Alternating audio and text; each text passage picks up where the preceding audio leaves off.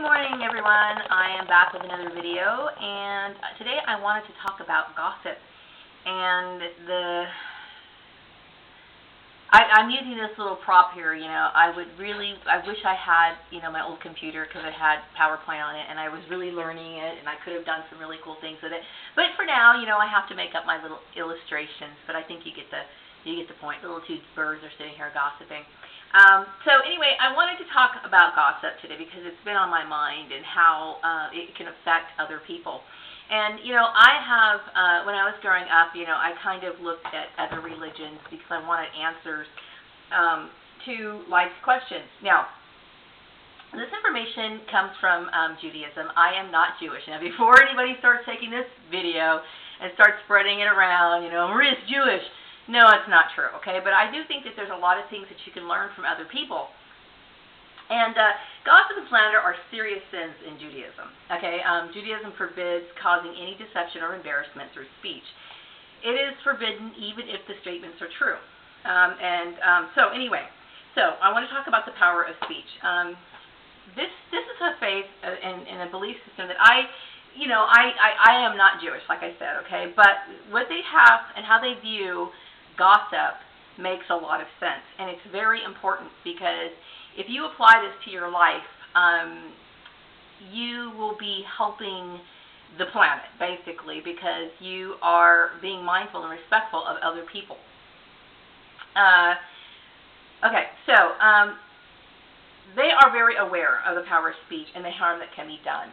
Many sins are committed through speech, and I respect that their view that the tongue is an instrument that is so dangerous that it has to be kept hidden from view. That means it's protected behind two walls. That's the mouth and the teeth, okay, to prevent misuse.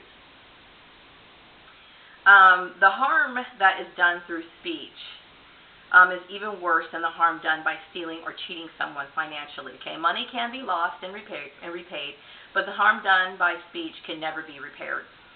For this reason, some sources indicate that there is no forgiveness for, I believe they pronounce this word as Lashon Raha, I believe, and I am not Jewish. I don't have the correct pronunciations, but this is the best I can do.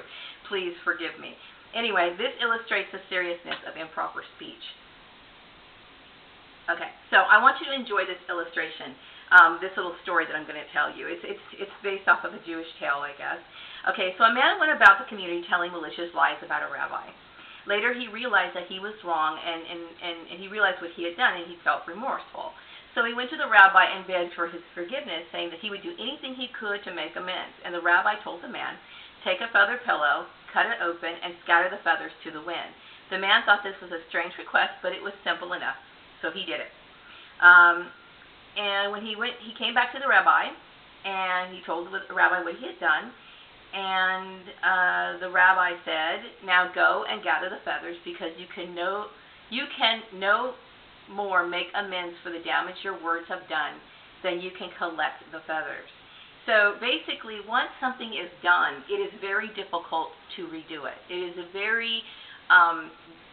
it's very important that we watch what we say about other people, okay?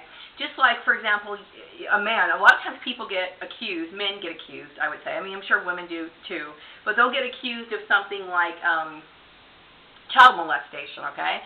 Something like that can damage a person forever, okay? So even if this guy goes to court and he's acquitted or whatever, people are still going to have reservations about this man. They can't change it. He could be honest, never even touched a kid, looked at a kid, or whatever. It's the fact that it was said, and it was this destructive speech was directed towards him, and people are still going to treat him differently, and it's going to significantly change his life. So there's certain things that you can't undo. Okay.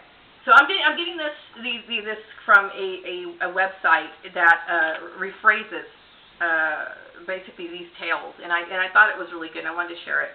So, I'm reading some of this information off, so please forgive me if I have a lot of gaps in my speech. Speech has been compared to an arrow. Once the words are released, like an arrow, they cannot be recalled.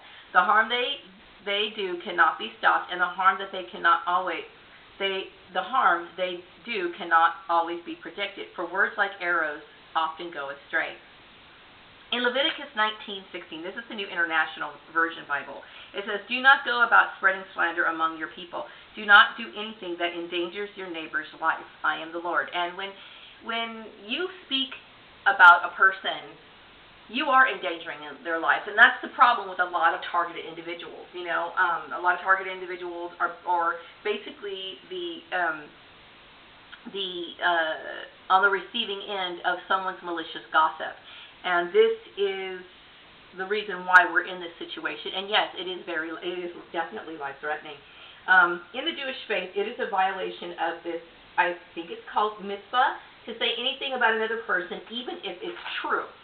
Okay? And even if it's not negative, even if it's not a secret, even if it hurts no one, even if the person himself would tell the same thing if it is asked. It is said that the telling of gossip leads to bloodshed, which is why the words in the Torah are, "You shall not stand aside your fellow's blood while your fellow's blood is shed." And believe me, it does cause bloodshed. The very fact that I'm out of a job, and it puts my life in jeopardy. The very fact that I can't easily look for a job or get assistance from people, and people have turned against me because of gossip.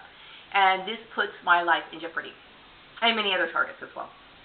The person who listens to gossip is even worse than the person who tells it, because no harm could be done by gossip if no one listened to it. It has been said that, I'm going to mispronounce this word again, Lashon Raha kills three: the person who speaks it, the person who hears it, and the person whom it is told. The gravest of sins of tale-bearing, which involves discrediting a person or saying negative things about a person, even if those negative things are true. Indeed, true statements are given more damage than false ones, because you can't defend yourself by disproving the negative statement. Okay, in this case, I'm innocent. But the point is that, whether it's, I wanted to share this part. Okay, wait a second. Some sources indicate that Lashon Raha is equal in seriousness to murder, idol worship, and incest. The only three sins that you may not violate, even to save a life. It is forbidden to even imply or suggest negative things about a person. It is forbidden to say negative things about a person, even in jest. It is likewise considered a shade of Lashon Raha to say positive things about a person in the presence of his enemy, because this will encourage his enemies to say negative things to contradict you. So in this case, let's just say, for example, I am a black woman in a predominantly white area, and people know that I'm a good employee. They know that I work hard. Well, if this was said to people, that can create competition. And in this case, there's proof of it. There's proof of the competition. The very fact that I'm out of a job is competition. And, that's why it's better to not say things, even positive things. So like when a teacher might, enjoy her student because he's a good student, he pays attention, he's always contributing to the class, he's obedient, he makes life easier for the teacher. Now this is something that she should say in private. She should never, or he should never, or anyone, the teacher should never compliment that child in front of the class, because that labels that child as a teacher's pet. In the workforce, sometimes bosses might favor an employee because they pick up the slack, they're contributing to the workplace, they're doing things that makes the boss's life easier. But if he praises that person in the presence of the rest of the staff, that is going to create resentment, and it also creates unfair competition. So this is something that really needs to be thought about. Wronging a person through speech. Leviticus 25:17 says, "You shall not wrong one another." This is in the Bible, okay? You shall not wrong one another. This has traditionally been interpreted as wronging a person with speech. It includes any statement that will embarrass, insult, or deceive a person, or cause a person emotional pain or distress. Okay, so one of the things that I enjoy about the Jewish faith, and like I said, I'm not a guru, and I don't know everything about the Jewish faith, but there are certain things that I like to implement in my life, and this is something that I think is beneficial. Okay, you may not call a person by a derogatory nickname or by any other embarrassing name, even if he is used to it. You may not ask an uneducated person for an opinion on a scholarly matter that would draw attention to his lack of knowledge or education. You may not ask a merchant how much he would sell something for if you have no intention of buying it. You may not refer someone or another person for assistance when you know the other person cannot help. Okay? In other words, it's a violation to give someone the runaround. It is a violation, in my opinion, for a lot of targeted individuals when they get set up on job interviews, fake job interviews, okay? It's wrong to do that. It is wrong. Okay, you may not deceive a person, even if no harm is done by the deception. You may not sell a person damaged goods without identifying the damage, even if the price you give is fair for the goods in their damaged condition. You may not offer a person a gift or invite a person to dinner if you know that person is not going to accept. You may not compliment a person if you do not mean it. So these are things that, I incorporate in my life, and I try to be very careful about what I do, especially when it comes to other people. That's not to say that, when I was younger, I did gossip. I thought that was a normal thing to do. It was just a social thing to do. But, and a lot of people built their relationships on gossip. This is very common in the workplace. It's very common among women to have friends, frenemies, and those aren't the kind of relationships I want to have. I am a very loving, devoted person who wants sincerity, and I try to reflect that. So I don't want to have, backbiting friends. And, if you think about a lot of the relationships that people have, and in the workplace, especially, that if you took the element of gossip out of their daily conversations, they would have nothing to say, okay? Now, I'm the kind of person, I like to talk about my hobbies. I like to talk about, inspiring things that relate to the job too, of course, and, things that you do during the weekend, things that are not going to hurt other people. So, gossiping, don't turn around to me and start talking about so-and-so and so-and-so and so and expect me to contribute to it, because I won't do it. Okay, now some companies initiate no gossip policies, okay? And I think that this is a good idea to a certain degree. I don't expect it to ever be fully implemented because a lot of people disagree with it. But I myself, I'm a person who chooses to incorporate this in my life, okay? So I don't gossip, so don't even try it with me. So this is something that I think you should remember. It's called Think Before You Speak. And think of the word think, and it stands for T, is it true? H, is it helpful? I, is it inspiring or intelligent?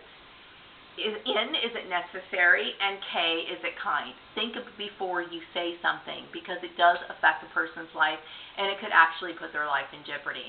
So I want you to remember how gossip affects other people, whether it's good or bad. If you have a compliment, know when it's appropriate to say that compliment, because you can be sparking a psychological phenomenon. And this what's going on with me and with other targeted individuals is also a psychological phenomenon. You got people who they don't even know wanting to hurt them, and this is a terrible thing. I wanted to say that I'm very grateful that another targeted individual reached out to me, and there's few people who have been contacting me, and I really appreciate it. Especially in the morning, it gets things off to a good start, to hear another voice and to just talk about what's going on with our lives, and I encourage that. People can contact me via email. There's some people who've already contacted me, and, I will get back to you. I am going through a tremendous amount of stress right now. I mean, I am stressed out more than a normal person should be, okay? And nobody should have to live with this. And gossip is a terrible, terrible thing. And so if you're somebody who's used to gossip, this is not, I can't tell you what to do. I can't tell you how to live your life. But you would probably feel a lot better in your life if you stopped gossiping. So if you want to try to stop doing that, take little steps every day and think about the word think. Think about what it means. Think about how it affects other people. And even people who gossip themselves about other people, you would have a clean conscience, because nobody could ever say that you contributed to the downfall or of somebody's life. So I want you to think about gossip, and that's definitely on my mind today. And I wish you all well, and have a wonderful day. Bye-bye.